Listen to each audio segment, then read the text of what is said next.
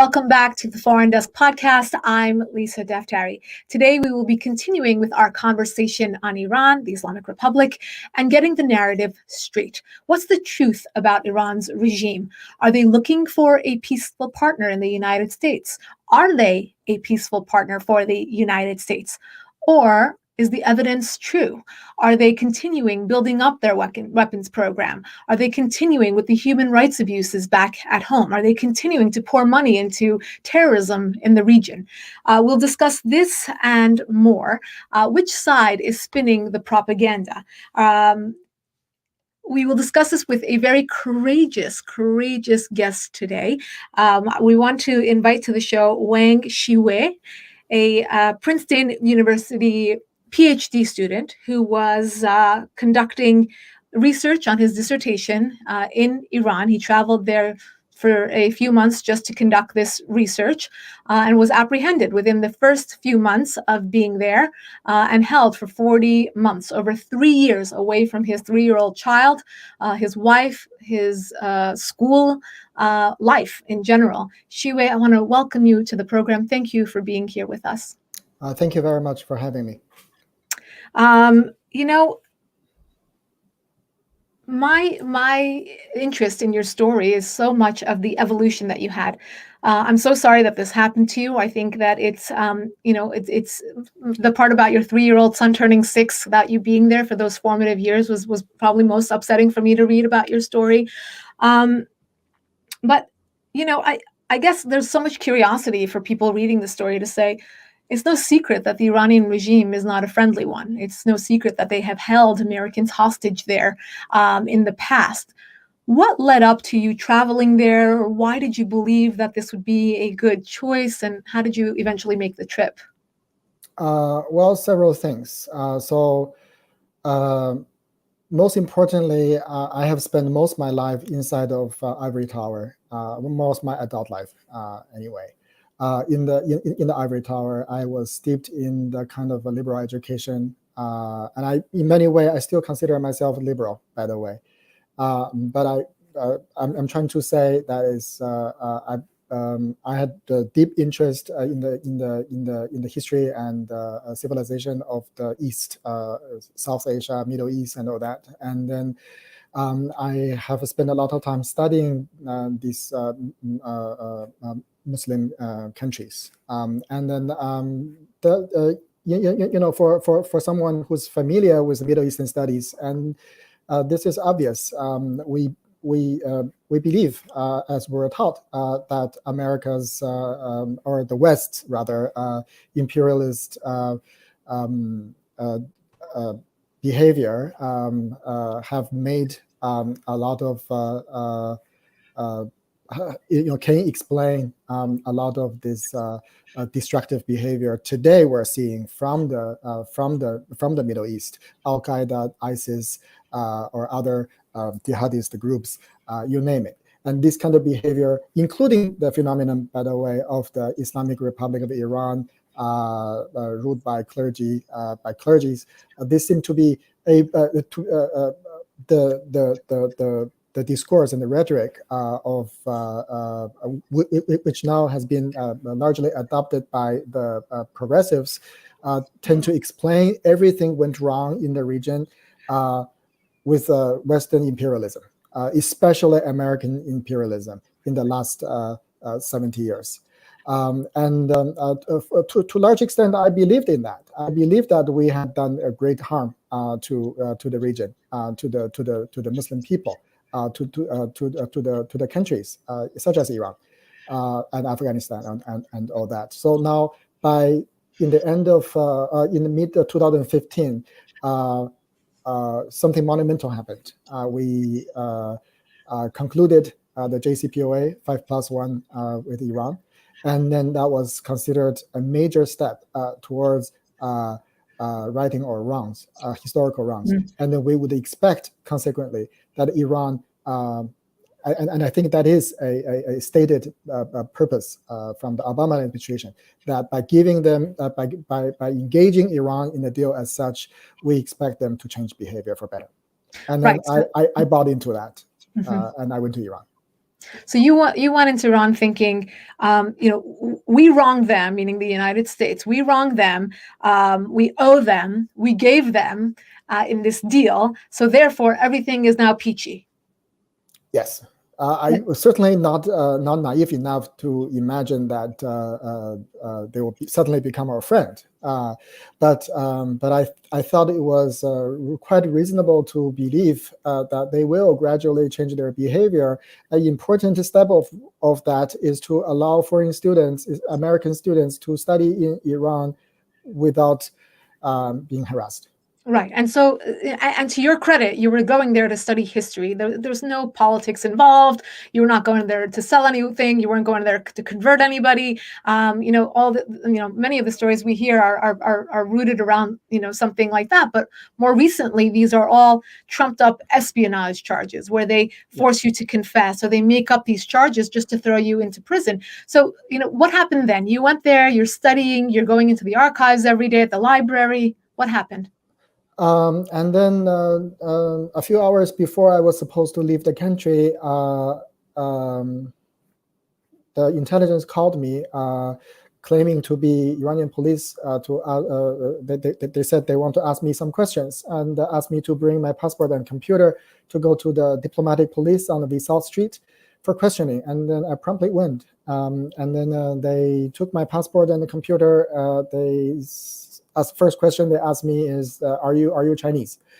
I said, no, I'm not Chinese. I had a Chinese visas on my American passport. And then I think that then they decided they would arrest me in retrospect. And then they interrogated me for a couple of hours and then let me go, telling me you will not be able to go home today. You wait for our communication. I will investigate you.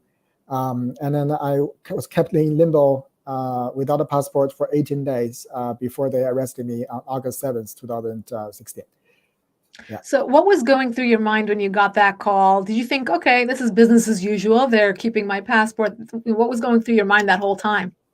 Exactly like you described, because as a matter of fact, most of the countries in the world are kind of to one degree or another authoritarian, and they're naturally suspicious of a foreigner's behavior. And I just thought like that. Okay, so I have done nothing wrong, and then they want to ask some questions. So be it. I can't run, right? So I went with a goodwill to tell them whatever they would want to ask me. My conscience was clean. I didn't do anything against Iran. In fact, my research was deliberately. I kept my research deliberately away from contemporary history, right? So I was studying late 19th century, early 20th century Qajar era. Yeah. When you were telling them your story about being this American student from Princeton University who's there just to do innocent research on your dissertation, did you feel like they believed you?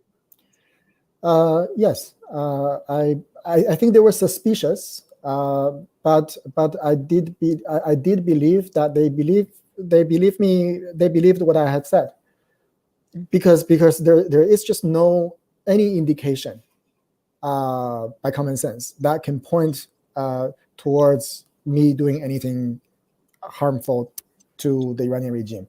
I wasn't famous. I wasn't using social media. I wasn't mingle with Iranian students. I wasn't political. I have never written or said anything for or against the regime. I was clean slate. I wasn't having any issues with Iran or the Iranian regime. So then what happened after 18 days? They called me. They asked me to go to the Hotel Azadi. By the way, for those who don't know Persian, Azadi means freedom, and the Hotel Azadi is located right across the Evin prison, which I think is a kind of ironic. So they called me to the Hotel Azadi 5-star hotel, and then I think it's a third floor. They asked me to go to a suite for questioning. So I went there, and then they told me, we have investigated you. We think you didn't do anything wrong. We want to release you. So now let's go to your apartment and pick up your luggage, and we'll take you to the airport. But instead of taking me to the airport, they took me to Evin. Wow. Yeah. Wow. Were you able to inform your family? I mean, how were those first few days? Well, when they told me they were taking me to the airport, I informed the Swiss embassy, and I informed my wife that they are allowing me to go to the airport, and I'm going home. I'm glad this ordeal has come to an end. And the Swiss were kind enough to wait for me in the airport to arrange my travel detail. They waited for 5 hours. I didn't show up. I would learn this later. I was Right. told about this later, but my wife had no idea what happened. So I was kept in. I was not allowed to call my wife until 19 days later. Wow. You can imagine. Under solitary confinement, how that was felt. Yeah. And at what point were you told that you would be kept for political reasons or that you're being charged on espionage charges? When did all the pieces of the puzzle start coming together for you? So for first 18 days when I was under solitary confinement, they interrogated me every day, and in the 18th day they took me again to Hotel Istiklal in Parkway. They told me they want to release me again. They decided I have done nothing wrong, but the chief has to make that decision, and then so they took me there, and the chief told me, we're going to film you to analyze, and I'm going to ask you some questions and analyze your answers with your facial expression. If we think you're telling the truth, we'll release you. And then I realized once that started, I realized they were asking me the same questions they asked me over and over again during the interrogation. So the first 18 days of interrogation was kind of like a rehearsal for this video shoot. And apparently that wasn't really about discerning whether I was telling the truth of things, because they were asking me opinion questions. What do you think about Iran-U.S. relations? What do you think about U.S. Intention to influence Iran, et cetera, et cetera? And at times he would even say, let's do this again. You're nervous. Let's, calm down, right? So there was clearly they were filming something for future use. So naturally, when they did that, I wasn't released. They took me out of a solitary cell and put me with others for about 10 days. 10 days later, they started an intense interrogation again. This time, they changed even interrogators. And then they basically, at this moment, they forced me into confession. They told me, you have to be a U.S. Spy because we want to do a deal with the United States. We want to. They said this. Yes, they said it. They said it very, very explicitly. We want to deal with the United States. You have to be a spy. Otherwise, there's no case. No case, then there's no deal. We want our prisoners back. We want our detainees back. You have to be likewise a convicted spy. Otherwise, there's no deal. And if you don't confess, you go back to solitary confinement until you confess. And if you don't confess, you will never be able to see your wife and son. You will never be able to set your foot on the soil of the United States. You will rot here. No one will remember you. It's a well-tested interrogation technique, I would suppose, right? Wow. So eventually, then I have to confess because what they wanted was just one sentence. I'm a spy for the United States, in English and Persian. I didn't know at that point that according to Iranian law, a single sentence of confession like that is adequate to convict me. Right. But then the larger question still lingers. Why do they have to go through the trouble to do this, to force me into confession, to threaten me for physical abuse even, and put me through solitary confinement? That has puzzled me for a long time. But recently I read my new very senior colleague Ken Paul's book, and then he described the situation where American diplomats were taken hostage in 1979.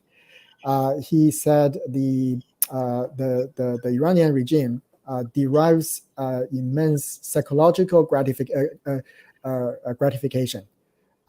seeing Americans suffer, putting Americans under kind of a situation where they're under duress and they suffer from it. And I think that corresponds very nicely to my experience, because they told me, if you were Chinese, none of this would happen. And you're American, you deserve this. And rest assured, Iranian prisoners in America are treated much worse. So be grateful that you have not been sexually assaulted. Wow. For example. Yeah. It's so difficult. I mean, there are many stories of forced confessions, and I think that you hit the nail on the head, that this is why, this is the path that they take, and then either hang the person, execute them, don't notify their families. So thankfully you did make it out alive, but it's interesting to see your evolution throughout this first month. You went from, okay, great, I'm getting on a plane, going back to my family, and look at all these, gems that I collected in the archive of the libraries here, and I can't wait to go back home and write about them, all the way to, you may rot here for the rest of your life. How did the evolution happen for you? How quickly did it happen for you? And what was that aha moment when you said, oh my God, everything I've been taught or I believed about this regime is wrong? So that's a very important question. So when I was outside on the street, I already felt Iran wasn't really the Iranian society as I saw the people, how the people would comment on the situation of their country, their regime, and Iran's relation with the outside world was already very different from what I read in prominent liberal media. I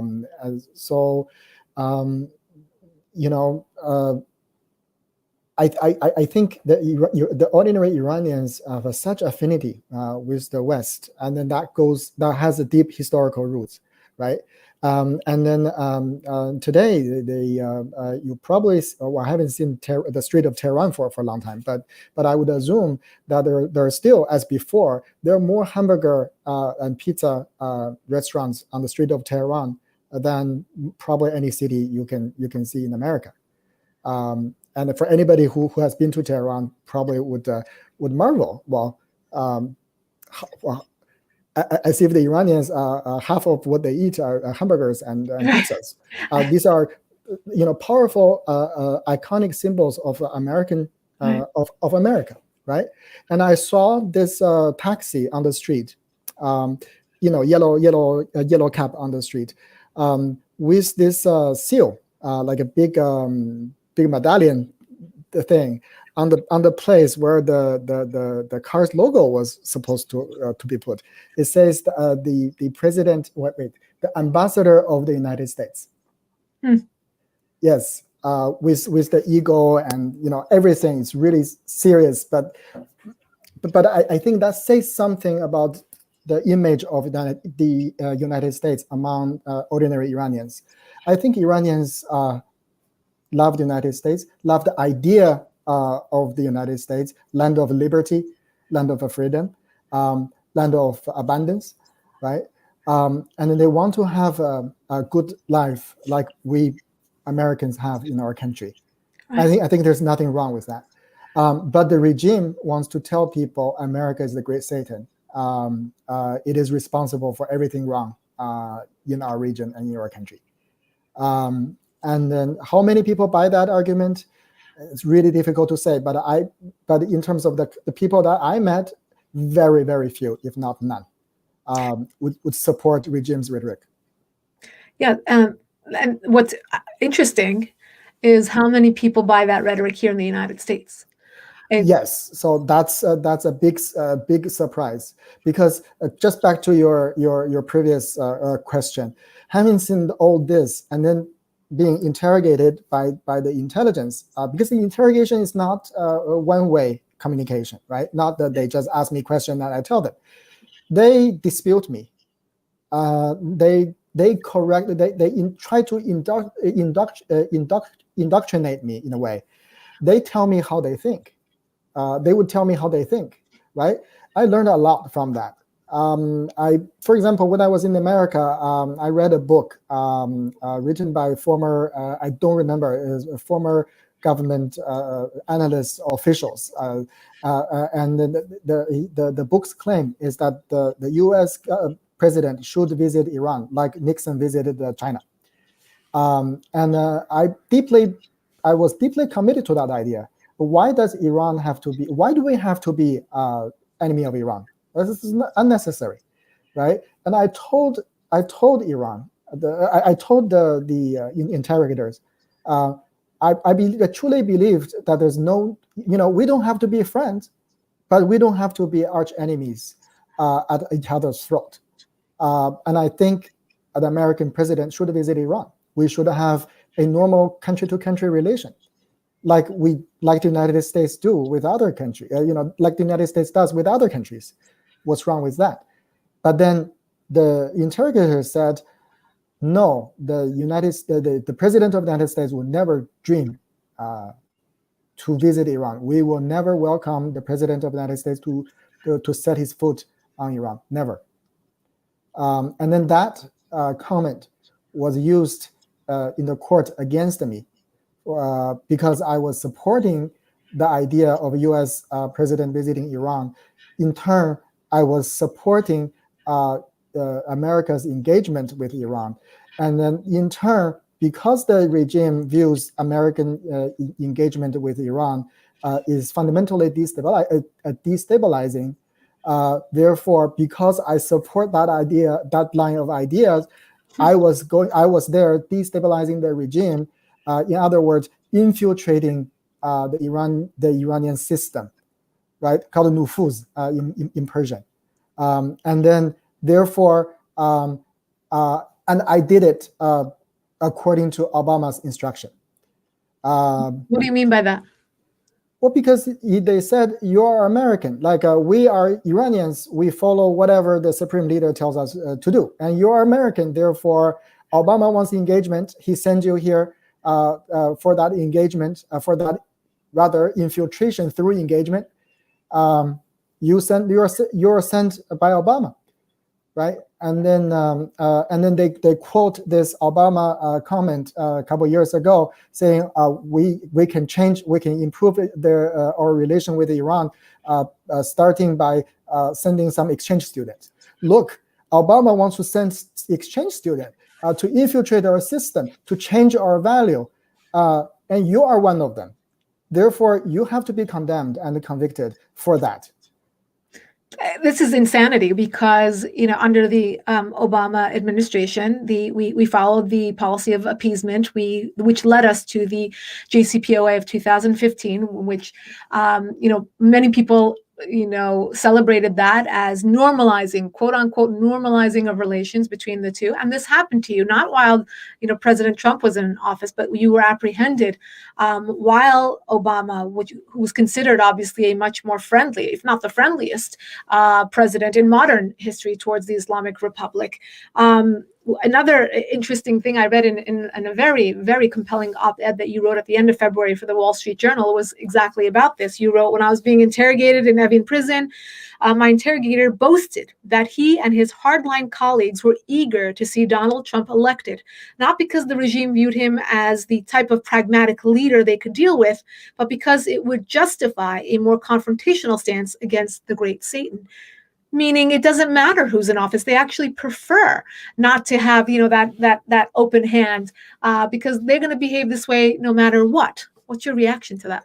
Yes, exactly. And I see, this is the problem, right? Do they represent Iran? No, I firmly believe these ideas do not represent the majority of Iran, how Iranians think.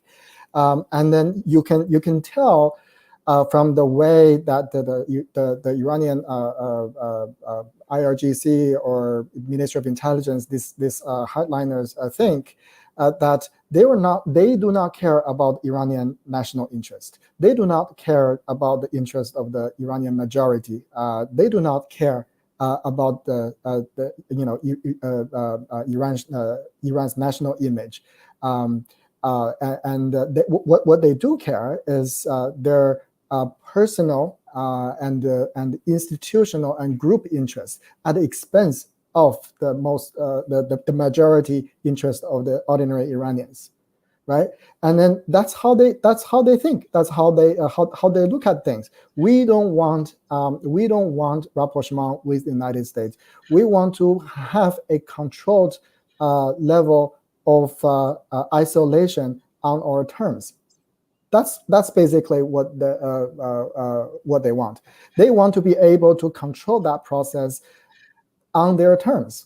It's not that they want complete isolation like a North Korea situation. No, because that's like a suicide, like economic suicide.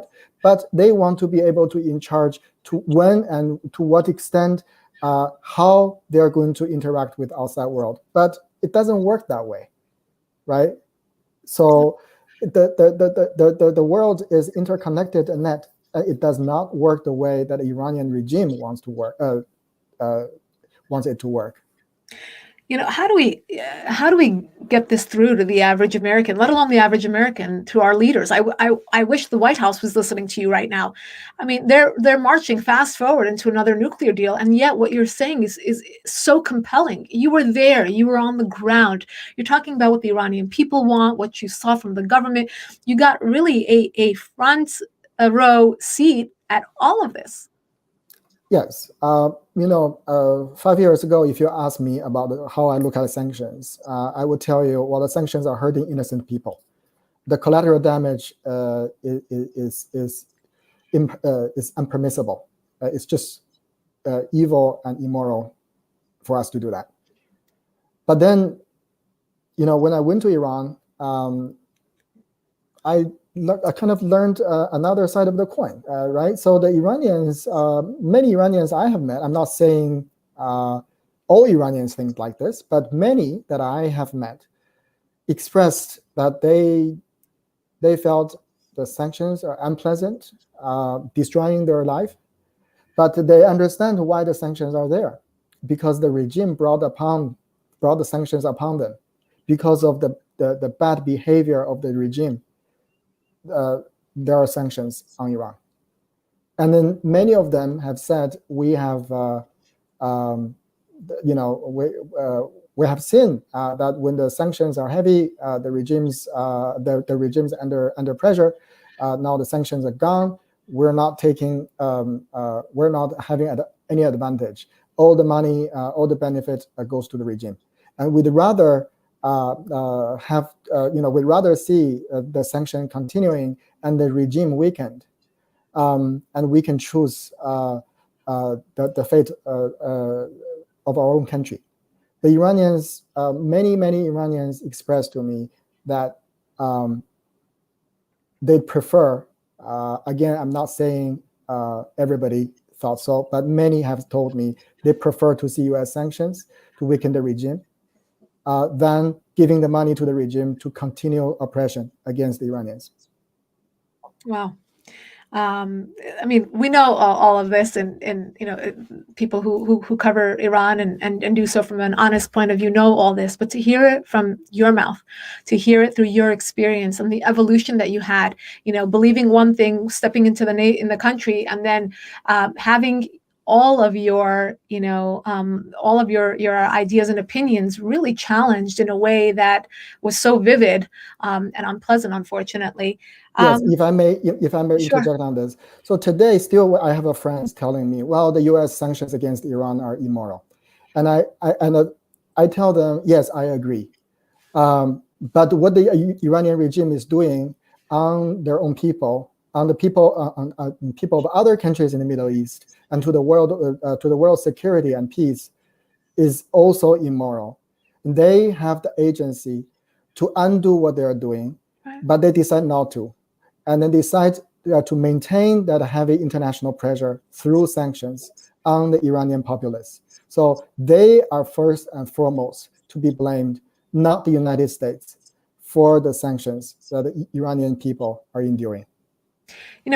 So let me go back to that question. When did you have this change of heart? And when you were sitting all those days in Evin prison, what did you think to yourself? What am I going to do when I get out of here? What am I going to do with these new beliefs, new thoughts? I mean, obviously you're working towards your PhD, so you are going to stay in the, in the political arena in some capacity, but you're now armed with a new set of beliefs. What were your plans, and what did you imagine yourself doing when you were out of there? So that involves that touches on an important question: how I survived on day-to-day basis. And to be frank with you, a very healthy thing to do for anyone in that situation is not to think about that. You focus on right now. You focus on how I can get through the day, rather than thinking about great things you've done in the past or great things you want to do in the future, because that will just bog you down. You don't want to do that, and you just look at today. So I actually didn't really think very much about my future when I was in that difficult situation. And then a lot of what I've learned in Iran actually came slowly, right?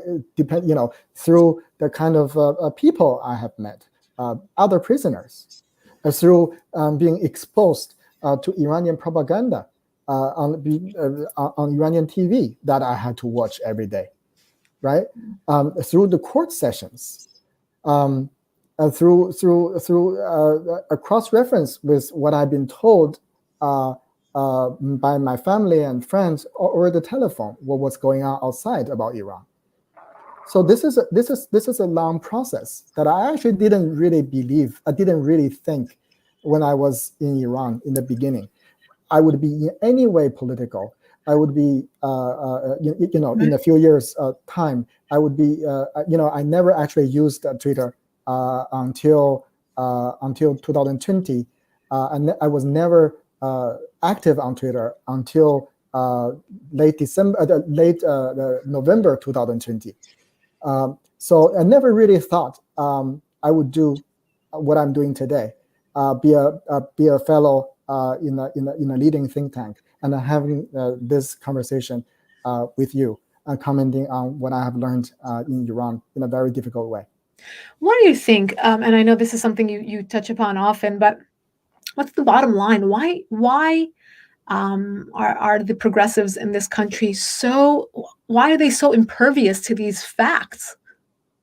Well, there's several reasons. Because first of all, they think they are so steeped into this progressive rhetoric that about social injustice, and America is fundamentally evil, and everything you see wrong can be attributed to that fundamental evil, and therefore by going against that fundamental evil, we're going to be able to turn other things around for better. I think there's a fundamental belief in that. And then the second level is that these people have never been to Iran. They have never lived in the region as locals. Some may have been diplomats. But remember, yeah, but you know what? I'm going to actually push back on that. Does it really require going to Iran and getting thrown into Evin prison for people to believe you, or to believe the many others, or to believe the thousands of Iranian people who go to the streets? They came out in 2009. They came out in 1999. Before that, and even nowadays, they're coming out and protesting and telling us the truth about who they are. And you know what? If we put human rights aside, look at all the money that they're putting into terrorism, into Yemen, into Gaza, into Lebanon, and the list goes on. Syria, Iraq.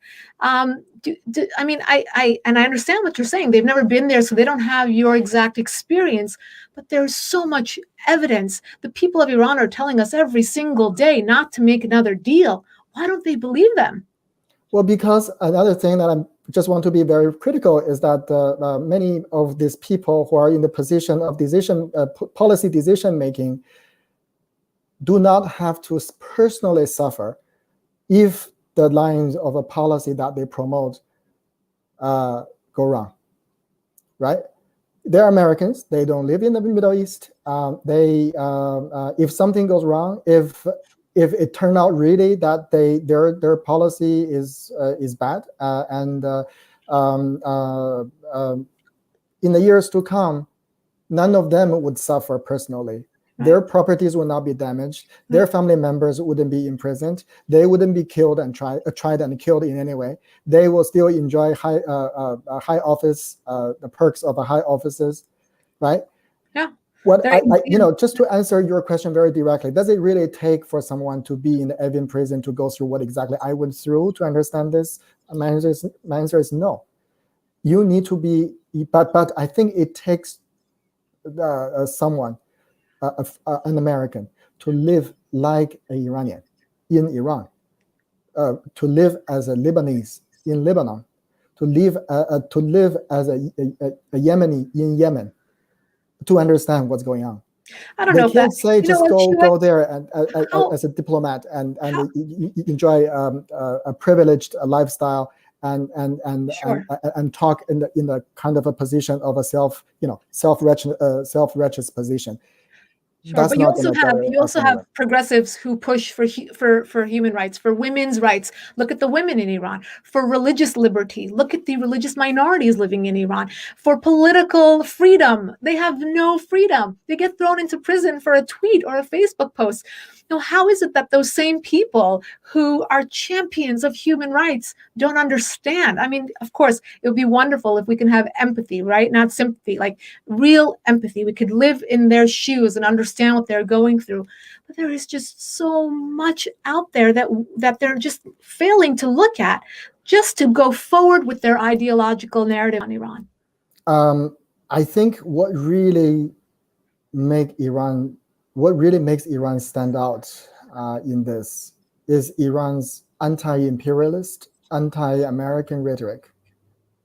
I mean, look at Israel and Saudi Arabia. A fundamental difference between Israel and Saudi Arabia and Iran is that they are American allies. They are beneficiaries of the United States. Mm-hmm. They're henchmen, in a way, of the American evil, right? Mm-hmm. Whereas Iran, imagine, being it has been marginalized in the last 40 years. It has struggled against the crashing juggernaut of U.S. power, and managed to stand on its feet, managed to develop nuclear capacity towards a weapon, and then it calls out social injustice in America in terms of racial inequality, right? And in terms of the hypocrisy of the United States political establishment. To be sure, many of these things that they say are true or have a kernel of truth in that. Mm-hmm. But I think the problem is that in many progressive eyes, that the Iranian regime is somehow redeemable because they call out the evil, the injustice in the American system. Because of that, it seems that we share something in common with them. Mm-hmm. Therefore, we can work with them. Right. Especially if we decide we're going to combat that inherent evil in our system. We're going to fix that, right? So if we do that, we can engage with them, and they will come around. And I think that's fundamentally wrong, because this is wishful thinking. You are not the people who think like that have not put themselves in the position of the Iranian regime. These mullahs, the way they would think. Right. It's interesting to see the reaction of, and I looked at some of the reporting from CNN and others on your release. But what was more curious for me was to ask you about the reaction of your mentors and your professors at Princeton University. What was their reaction to your apprehension? Obviously, many of them were instrumental in getting you over there. What was their reaction to your apprehension? Did they make any moves to advocate for your release? And what was their reaction to your eventual release? Well, they did whatever they can within their capacity, and then they have to they have to follow the instructions of the university. And to be frank with you, to this day, there are still many things that are not really clear to me. I do not know what exactly happened because a lot of the information was just not disclosed to me. So I'm not in a very good You're position talking to about comment. the back channel workings that got you released. That also, but a lot of what the university did was not known to me. I'm sure they have done a lot, and then my wife also told me they have done a lot, but to what extent and what, it's very hard to tell. Again, I'm not saying at this moment that they didn't do much. That's not what I'm saying. But did you see them when? Yeah. What was their reaction to you personally in person when you were released? Well, as Graham has mentioned in his piece, I ran into this professor. Obviously, I'm not going to mention the name, but on the street, who was closely involved in the Iranian studies side of things. And he told me, "Oh, I'm sorry for what you have gone through. It's all because of Trump's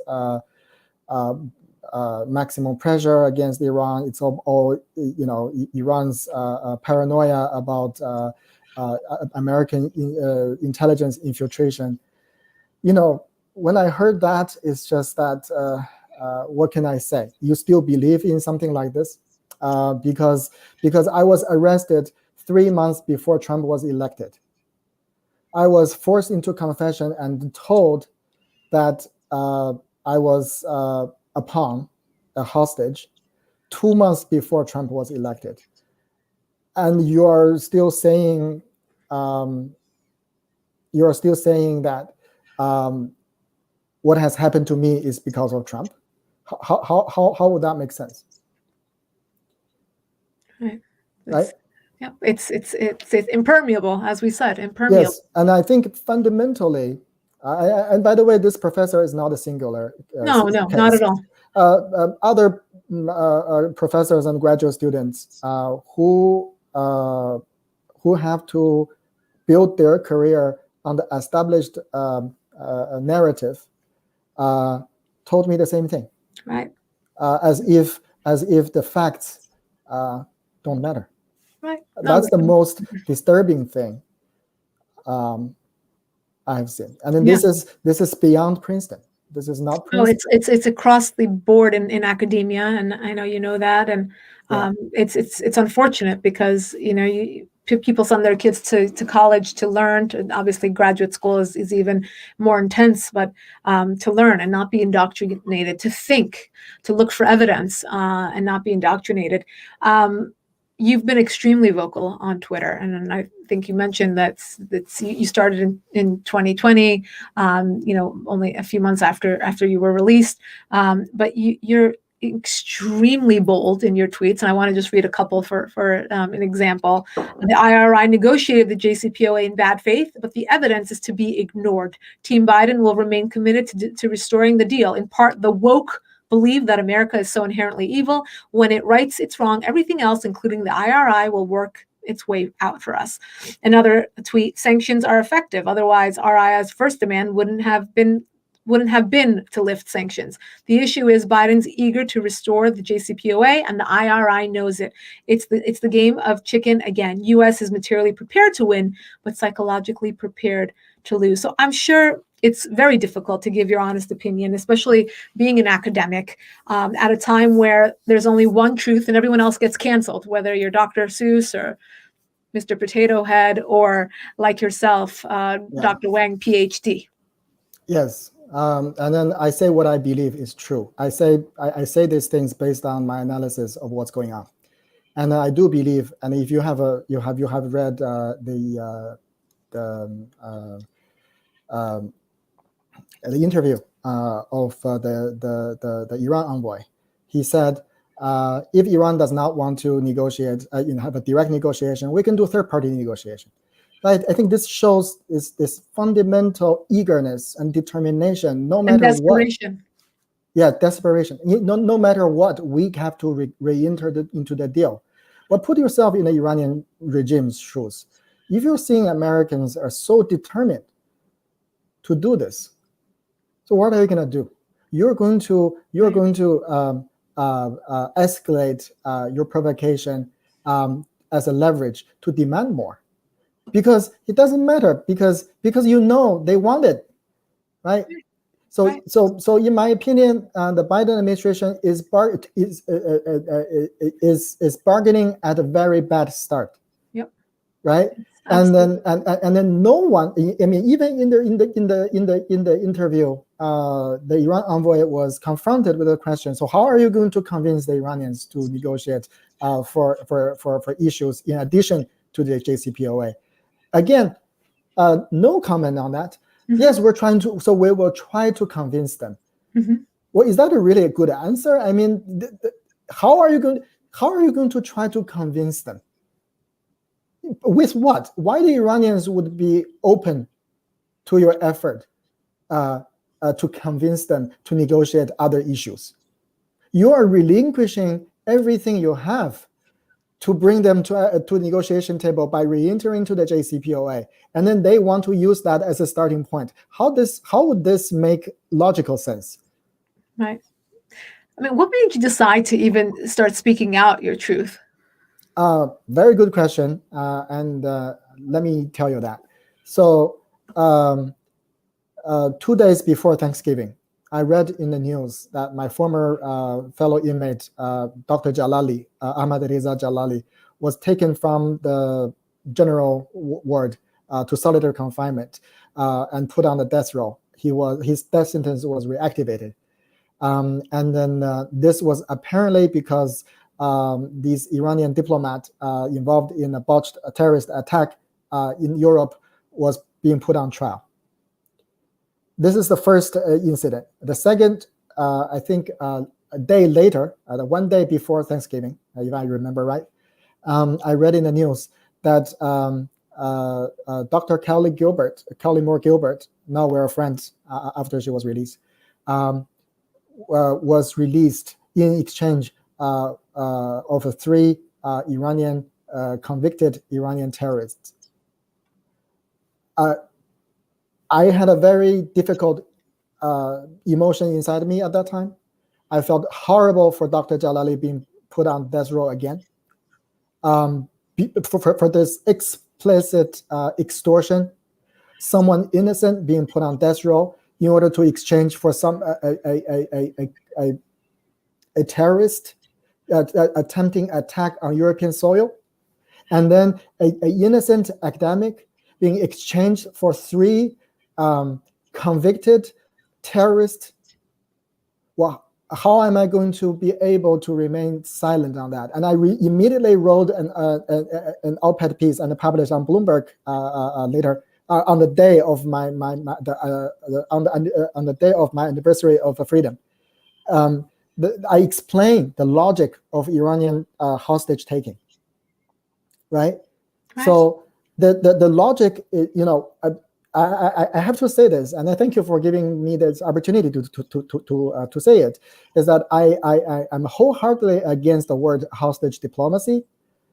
There's nothing diplomacy about this hostage taking. The very fact that they take hostage and do exchange indicates they're not interested in diplomacy. They're interested only in the marginal exchange of interest, such as hostages. I take your hostage, so give me my money back. Give me the Iranian prisoners in your country. That's the extent that they're willing to do. Right? Is this diplomacy? I mean, how can you engage in diplomacy when you take your counterpart's innocent citizen hostage? Right? Yeah, and I think our public and policymakers need to understand this. They are not. The Iranian regime is not interested in diplomacy. People say Trump is not interested in diplomacy, and I don't think that's right, because Trump has never said, I don't want to talk to Iran and I want a regime change. That's not what he said. He always said, I want Iran to come to negotiate more, and we can do a deal. And that's what I call diplomacy. I mean, Trump is not very good at that, but I don't think it's fair to say Trump had denied diplomacy. The door of diplomacy was never closed to Iran from America, even during the Trump administration. And even today, look at what's going on with all these concessional gestures that the Biden administration is extending to Iran. It is the Iranian regime that is denying the diplomacy. But ironically, in our country, our progressives are just saying, you are not trying hard enough to extend diplomacy to them. Right. And I think that's fundamentally wrong. That's the abuse of diplomacy. That's not a diplomacy. That's appeasement that the progressives are asking from the administration. Right. And that's the path they're going to follow. And for our final question, I'm so upset that we're out of time, because I could speak to you for hours about your very interesting story and your unique point of view. What do you think is the right path forward for engaging Iran in a proper way? And what part are you going to have in doing that? Well, so I think America should be patient. The international community should be patient. We have demonstrated enough goodwill that we want to engage in diplomacy. The ball is in their court. They have been denying, and they need to come around and embrace diplomacy. And before that happens, we should not slack or pressure on the Iranian regime, right? And I would say it is wrong even to demand the United States to give them humanitarian sanction relief unilaterally. Remember, we have hostages held in Iranian prisons. When we talk about humanitarian sanction relief, shouldn't we also demand that Iran releases, that Iran release these innocent foreign citizens on a humanitarian basis? Right. I think we are entitled to demand that, right? And I think yes. So I think we should maintain a high level of pressure, but keep the door of diplomacy open. What do we expect from Iran? Do we expect that through either pressure or appeasement, are we going to expect that they will change their behavior? I think evidently appeasement from Obama era has shown that they will not change behavior for better, but they're going to behave even worse, right? And the single-minded pressure will not encourage them to change for better either.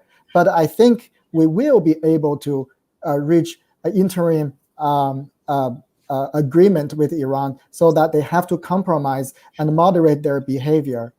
And then the fundamental change of the Iranian political situation could be postponed to a later date, when Iranian people will have the opportunity to decide the fate of the regime and the political fate of their country. Absolutely. And then I think that is reasonable to expect. Absolutely. I agree with you 100%. And I hope Washington is listening. They should bring you in to really, really hear you and hear your expertise on this issue, and to hear your experiences firsthand. And I encourage all of you to follow Xiyue's work at the American Enterprise Institute, where he is a fellow. Follow him on Twitter, where he is tweeting nuggets of real knowledge and expertise all the time about this topic. Thank you so much for being here with us. We hope you'll come back very soon. And to the rest of you who would like to sign up for our podcast, you can go to youtube.com/Lisa Daftari, or to sign up for our daily top 10, go to Foreign Desk News /newsletter and sign up there. Thank you so much, and see you next time.